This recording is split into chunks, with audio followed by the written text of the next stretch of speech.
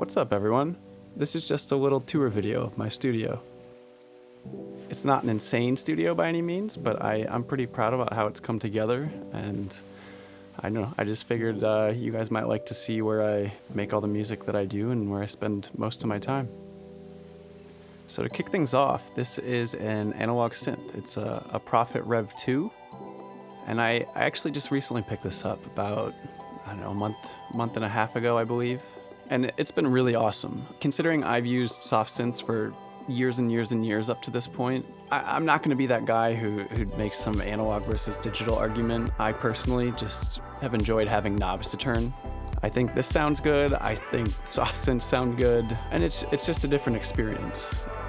For the time being, my main use of this and the new things I'm making is really just to fill things out with cool little atmospheric sounds and I guess, yeah, just the spacey things that you kind of hear throughout all of my songs. Though that's partly due to what it's being run through here, which is a Strymon Night Sky, which is a reverb pedal that came out pretty recently.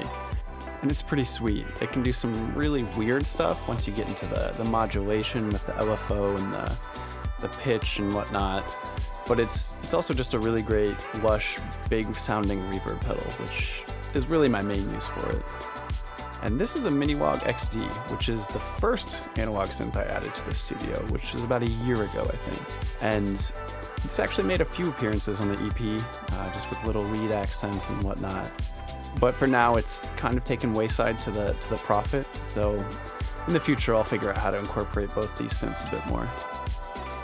And here's my interface controller. It sits on my desk and controls the volume and headphone levels and mic input levels.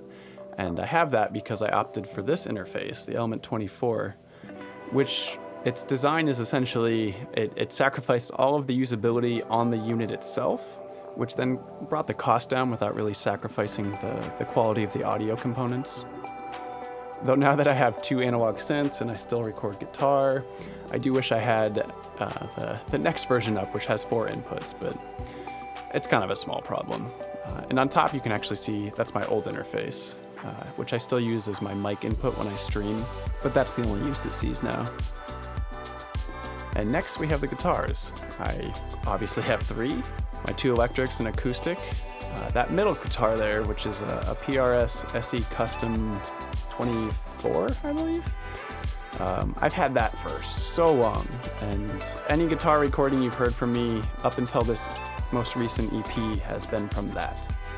And it served me really well, but obviously guitars sound different, and I just wanted to change things up a bit. So to kind of treat myself for finishing the album, I ended up buying that Fender Jag on the right, and it's been really great. I think it sounds good, it feels good, it's beautiful, and I don't know, just by getting it, I felt a lot more encouraged to practice and come up with things on the guitar, which I think obviously shows on the EP, just considering how many of the tracks are guitar heavy.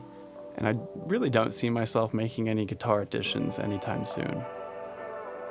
And as just a brief mention, here's my acoustic treatment, which I actually made following a YouTube tutorial when I moved into this place. And it's definitely helped a lot, just due to how small this room is. In the corner there you can see the foam though, which isn't ideal for the bass trap, but I'm waiting until I move somewhere a bit more permanent to actually build legitimate bass traps. And here is the one and only microphone I own, which I'm currently speaking into. It's an AKG C214, and I actually bought it to record the acoustic guitar on the bridge of Chances. And I'm not a mic expert by any means, but I mean, for a mid-range, like $400 microphone, it's been just fine for me. Maybe I'll upgrade in the future, but for now I don't see the need to. And here are my headphones, which I keep hanging on the right side of my desk. Those front ones are AKG K702s, and those have some real history to them for me. I bought those, I don't know, like 8 years ago maybe? I don't know, maybe 7. But either way, I use those exclusively with my laptop up until like 2016, I think. And I still leave them out because I like to reference them when I'm finishing up songs. And there's a brief appearance of my poorly made fake plant stand and my Xbox, which I kind of have to include because I do like to game. And this is the back of my studio, which in the bottom left there you can see the top of my sub, which I actually have about 5 feet behind where I'm sitting.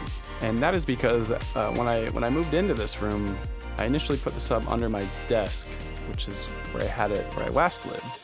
And I found that I actually couldn't really hear it, which was a bit of a panicky moment. And after sort of experimenting with placement, I found that right behind me there is where it sounded the most accurate to me.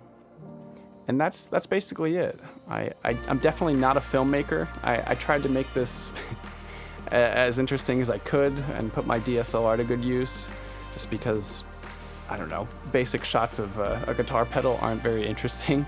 So if any of the shots are kind of stupid, just cut me a little slack there. And I do want to note that you really don't need any of this stuff to be making music. I mean, I'm sure that's kind of a given with these videos, but considering this is literally just highlighting my gear, I just really wanted to stress that point, especially because when I first started out, I always felt like I needed to be buying all this crazy stuff and have a crazy studio to actually be making music, and good music at that, and it's really not the case at all. Anyway, I hope you enjoyed this, and I would like to put out more non-music videos like this, but I'm a little short on ideas, so I guess if any of you have any suggestions, that would be much appreciated. And yeah, thank you all for all the support and just listening to my music and saying such kind things. It truly does put a smile on my face to read the comments on the YouTube videos whenever I post a song, and hopefully I'll have more stuff for you guys soon. So thank you.